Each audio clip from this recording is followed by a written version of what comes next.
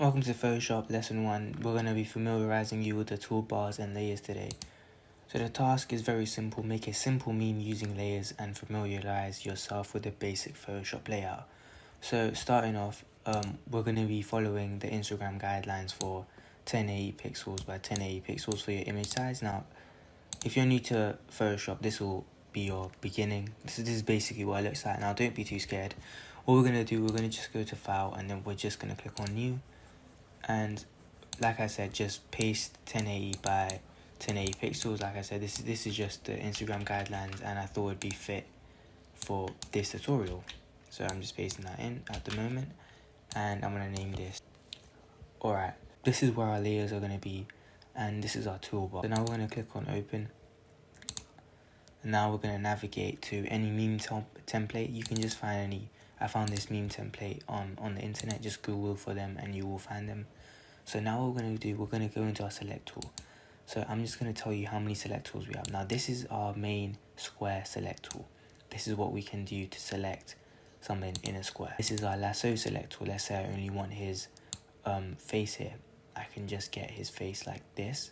Now, then we have this brush selection tool, which I can use to select an entire color scheme, I guess, that contrasts with the rest of the image. Now what we're going to do is we're going to get our square select tool, and we're just going to select this part of the meme because I don't really need the crying dog over there. So now what we're going to do, we're going to just cut this out, and we're simply just going to paste this in, Control V, or we can go here and we can paste it in here as well.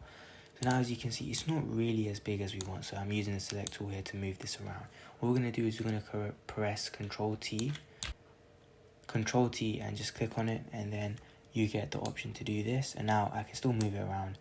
Now this is very important. You want to use shift while you're increasing it.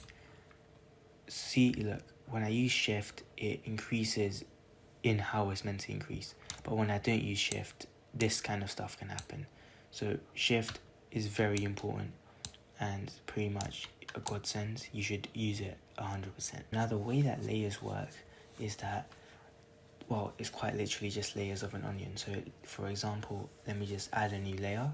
So you'd go here, you'd click on new layer over here, and this would be your second layer. And let's just say I fill this up and I make it black.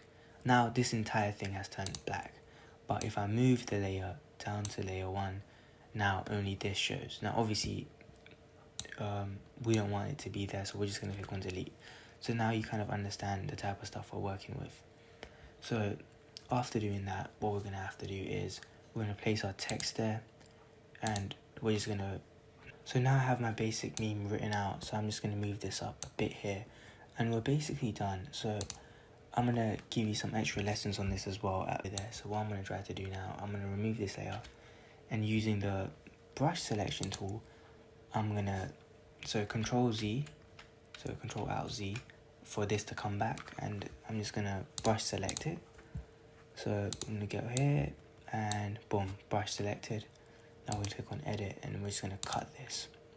So it does leave a bit, but it's pretty exact with the stuff you do, and just Control V into here, and then just like you did before, just, you know, boom, size it up. And now this time, as you can see, there's no jagged edges, no borders, and it's pretty fluent. And like I said, just use shift and you're pretty much there. So yep, that is what I have to do. We're gonna click on export, and then we're gonna click on render video. Then after doing that, we're gonna save it as a JPEG. Now you can play around with these settings, but I wouldn't if you're a beginner, and you've basically done it. Now I'm going to render it out, and boom, we have made a meme in Photoshop. Now I hope this was helpful.